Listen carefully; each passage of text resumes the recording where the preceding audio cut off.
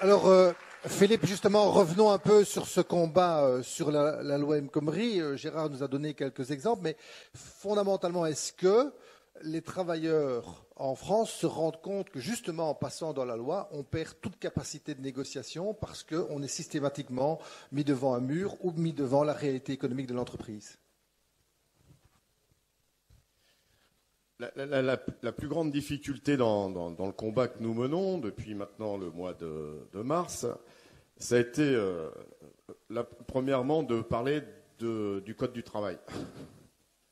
Comme l'a dit Gérard, le gouvernement n'a eu de cesse, et le patronat évidemment, parce qu'ils savent travailler ensemble, n'a eu de cesse de mettre en avant les difficultés économiques des entreprises. Alors évidemment en évitant de parler de la réalité des entreprises. Ils n'ont eu de cesse de parler de modernité, comme je vous le disais précédemment. Et donc le combat des syndicats, enfin de certains, ça a été d'expliquer et réexpliquer l'utilité des garanties collectives, l'utilité d'avoir un socle commun de droits. Dans un pays où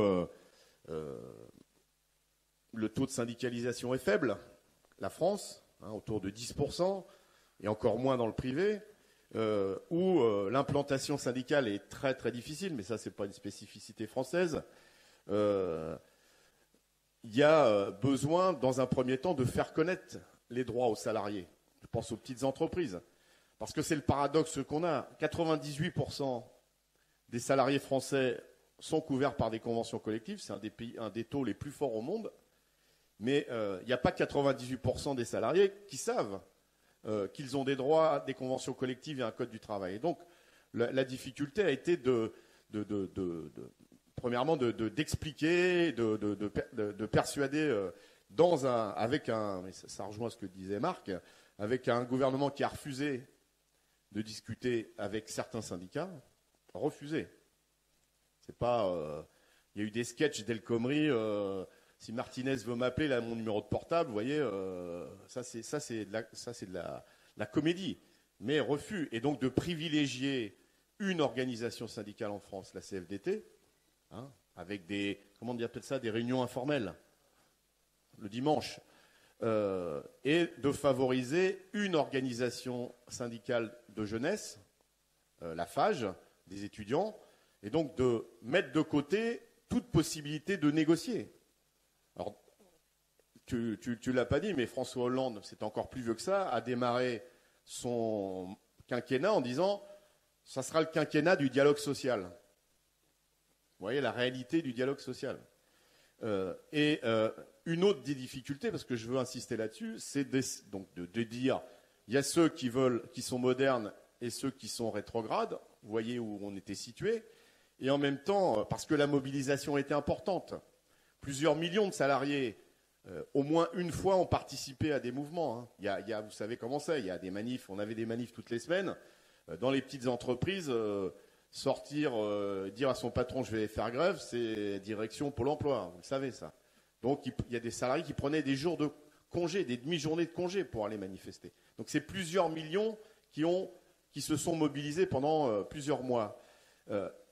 Avec en face de nous un patronat, nous il s'appelle le MEDEF, qui a osé traiter la CGT d'organisation terroriste. Et vous savez, comme vous ici, ce que ça veut dire terroriste dans un pays qui a été frappé par plusieurs attentats avec les morts que nous connaissons. Ce sont des propos scandaleux. Mais en même temps, un Premier ministre à l'Assemblée nationale qui a trouvé excessives les propos du patronat en disant oui mais quand même la CGT ils sont pas clairs dans leurs manifestations et dans la casse que vous avez pu voir à la télé. Donc un refus de discuter, un refus de négocier et en même temps une stigmatisation. Donc c'est aussi une évolution dans les rapports sociaux en France. Le patronat ne nous a jamais aimés, mais ça c'est notre fierté. Le jour où ils nous aimeront, c'est qu'il faudra qu'on s'inquiète. Mais un gouvernement qui a cautionné le patronat. Alors, la mobilisation, elle continue, parce que les exemples des 3 entreprises textiles qu'a cité Gérard, c'est, je vous l'ai dit maintenant, En fait, les accords d'entreprise étaient prêts au mois de mars, l'encre était sèche, et ce qui a retardé le patronat, c'est qu'il y a eu plusieurs mois de mobilisation, en attendant que la loi ne soit pas adoptée, soit imposée, puisque notre constitution est tellement démocratique qu'on peut pas faire passer une loi sans vote, avec 70% de l'opinion publique défavorable, la majorité des organisations syndicales défavorables. Ça, c'est la démocratie à la française. La loi est promulguée. Et donc, aujourd'hui, c'est convaincre, continuer à expliquer, continuer à convaincre tous ces salariés, qu'ils soient dans des entreprises où il y a des organisations syndicales ou non, que les accords d'entreprise arrivent. Par exemple, il faudra que tu me donnes l'adresse de ces 3 entreprises, parce que comme il n'y a pas de syndicat, il faut aller aider ces salariés-là. Mais aussi chez nous, parce que, enfin, là où on est présent, on ne peut pas... il faut aider les camarades quand le choix c'est travailler 40 heures, payer 35, ou sinon c'est la fermeture du site. Or ça, on va en avoir de plus en plus. Et que ce soit dans le textile ou dans la métallurgie, voire dans les services, le dumping social, c'est plus, comme ça a été exposé tout à l'heure et qu'on connaît trop souvent, c'est plus attention, si vous n'êtes pas gentil, on va envoyer le travail en Roumanie, en Inde ou je ne sais où. C'est si vous n'êtes pas gentil, on traverse la rue et c'est l'entreprise d'à côté qui va travailler. Donc il y a besoin de continuer. Enfin, elle existe, il y a des résistances. Il y a des résistances dans beaucoup d'entreprises. Mais il y a un travail d'explication important parce qu'évidemment, le gouvernement continue à dire mais vous voyez que la loi c'est bien et donc ça va nous permettre de sauver, alors plus de créer des emplois, de sauver des emplois. On y reviendra peut-être tout à l'heure avec les aides publiques. Donc ça va nous permettre de sauver des emplois, mais y compris on a évidemment vu la division syndicale, qui est aussi une caractéristique, me semble-t-il, en Belgique, eh bien la CFDT qui assume pleinement cette case du code du travail, et forcément ça génère de la division au niveau national, même si, je tiens à le souligner, c'est assez exceptionnel qu'une lutte ait duré 6 mois avec autant d'organisations syndicales, et notamment Force ouvrière, puisque vous ne le savez peut-être pas, mais Force ouvrière est issue d'une scission avec la CGT, et donc les relations avec Force ouvrière ont toujours été compliquées depuis 1947. Eh bien, on a réussi à faire 14 ou 15 manifestations, le secrétaire général de la CGT et le secrétaire général de Force ouvrière côte à côte dans une manifestation, malgré là aussi beaucoup de pression sur mon camarade Jean-Claude Mailly pour qu'il arrête de nous fréquenter.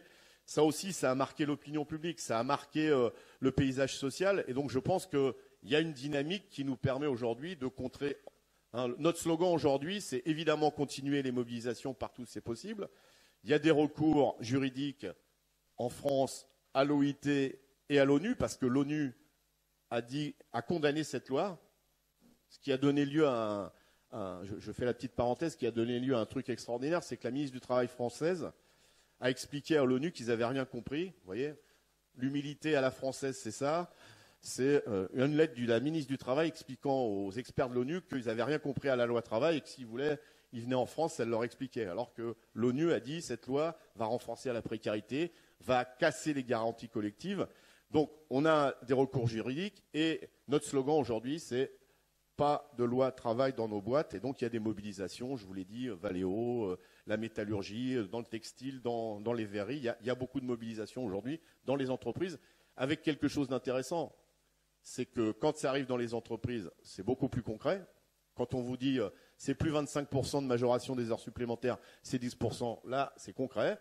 Et donc là aussi, ça pèse sur l'ensemble des organisations syndicales. Et moi, je me félicite que, contrairement à la Confédération, dans beaucoup d'entreprises, les sections syndicales CFDT agissent et luttent avec les autres organisations syndicales. Comme quoi, quand les travailleurs sont associés aux mobilisations, quand ils prennent leurs choses en main, l'unité syndicale, c'est vachement plus facile.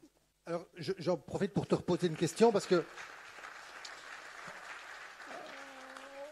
On suit aussi la politique française. On voit dans la campagne des primaires à droite, justement, c'est cette volonté de mettre la négociation en entreprise. Alors certes, quand on s'oppose à la loi travail en entreprise, c'est puissant, mais d'un autre côté, la volonté systématique des gouvernements de droite, c'est de transférer la négociation collective vers la négociation dans l'entreprise. Donc c'est évidemment aussi un grand risque. Oui, j'avais pas envie de les écouter hier soir. Et en plus, comme on buvait une bière ensemble, c'était beaucoup plus sympathique. Je confirme. J'en suis convaincu. Mais il paraît que le débat hier, on a parlé de la CGT. La droite a parlé de la CGT. Enfin, les potentiels futurs présidents ou présidentiables. Évidemment, la droite dit plusieurs choses. Premièrement, elle veut plus de syndicats. Elle dit les syndicats, ça sert à rien. C'est des emmerdeurs. Ils sont contre tout, etc. Et donc ils veulent donner la possibilité aux salariés de décider directement. Vous savez, ils sont assez grands, de décider directement. Donc, plus de négociation en entreprise, plus rien. Eux, c'est table rase des syndicats. Ce qui fait dire d'ailleurs au Parti socialiste, vous avez vu, avec nous, c'est moins grave.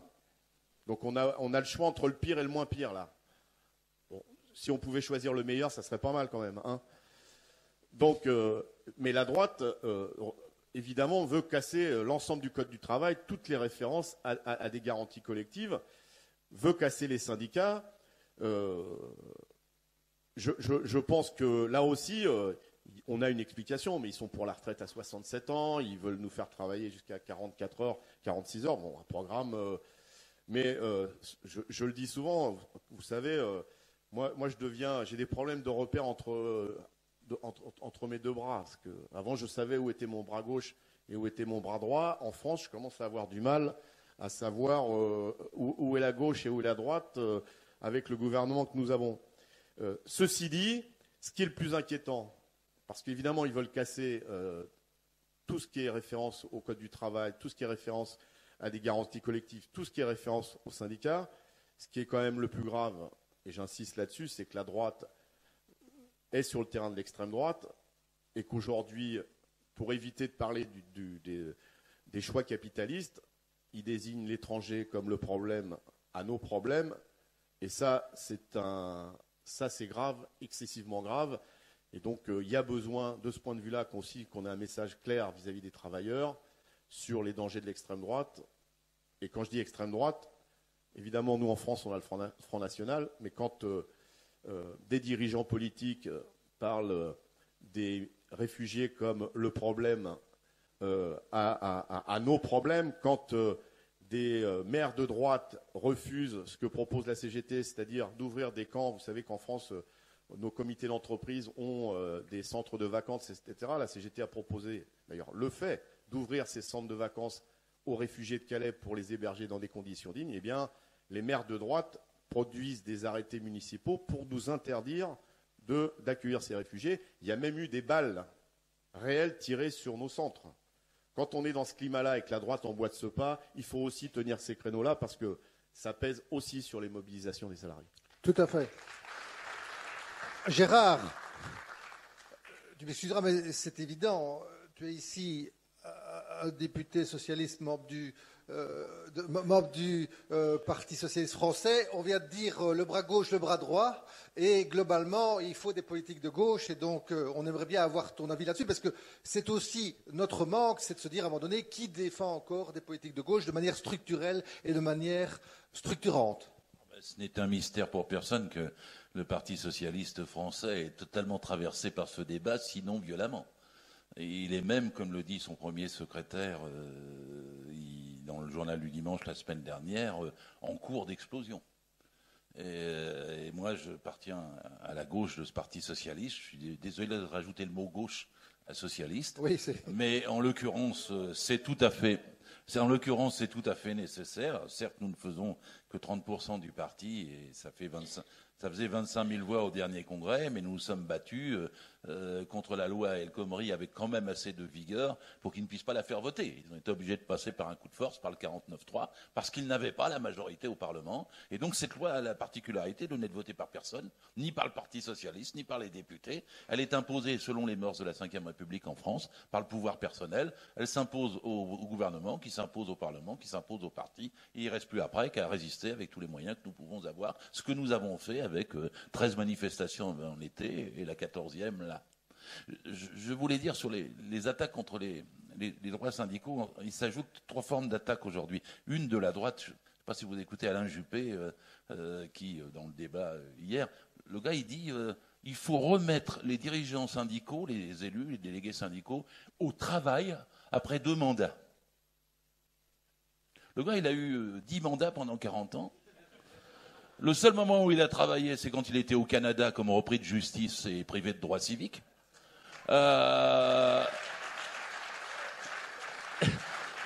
Et voilà maintenant qu'il s'en prend aux délégués syndicaux en entreprise en disant faut qu'ils retournent bosser et 2 mandats seront un maximum. Et par ailleurs, il fait voter le non-cumul des mandats pour les politiques.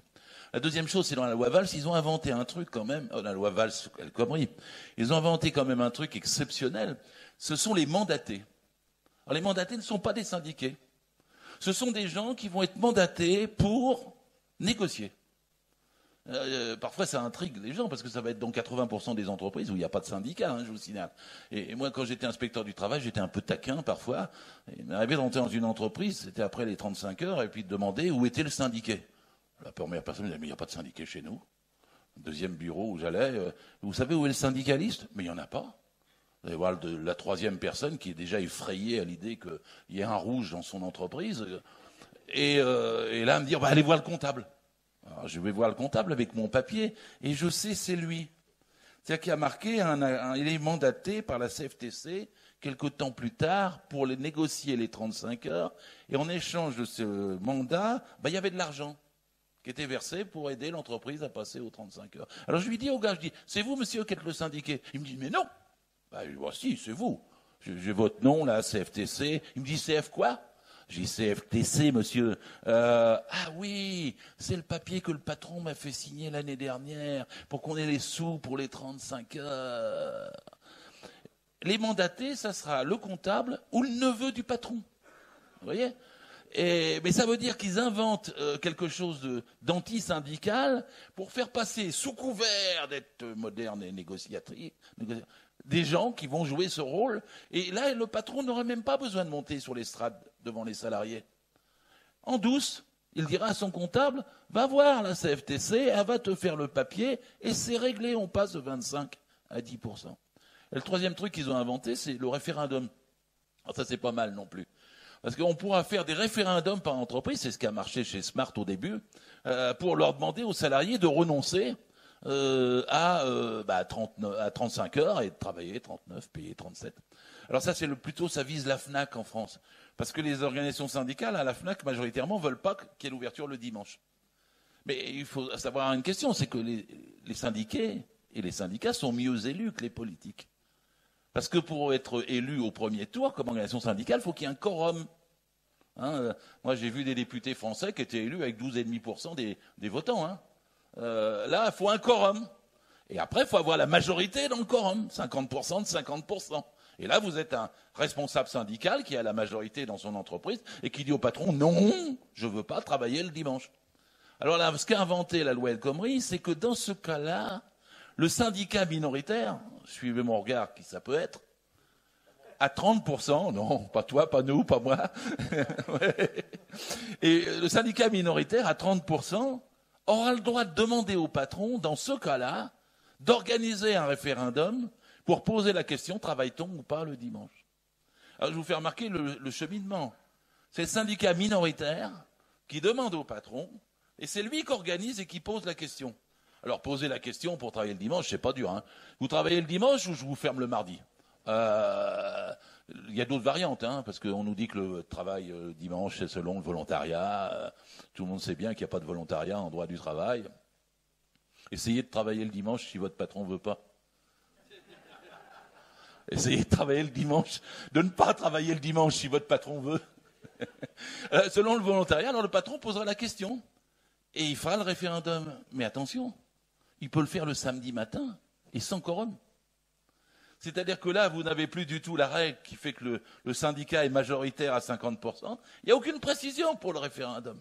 Quel que soit le nombre de participants, le jour où ça se fait, et la question qui est posée, eh bien, ça devient plus fort que la légitimité de la majorité des organisations syndicales. Ils nous ont appelé ça la démocratie. Et il y a des gens qui se laissent avoir. Parce que, bah oui, il y aura un référendum dans l'entreprise. Le salarié pourra donc donner son avis, voilà, comme si on était à égalité dans l'entreprise et comme si on n'était pas. Je ne cesse de le répéter, un contrat de travail, c'est un lien de subordination juridique permanent. Il n'y a pas de citoyenneté, il n'y a pas de liberté, il n'y a pas d'égalité dans l'entreprise. C'est l'employeur qui décide la naissance du contrat, la gestion du contrat, la rupture du contrat. Vous êtes subordonné. Il vaut mieux le comprendre pour pouvoir réclamer des droits en contrepartie. Merci Gérard.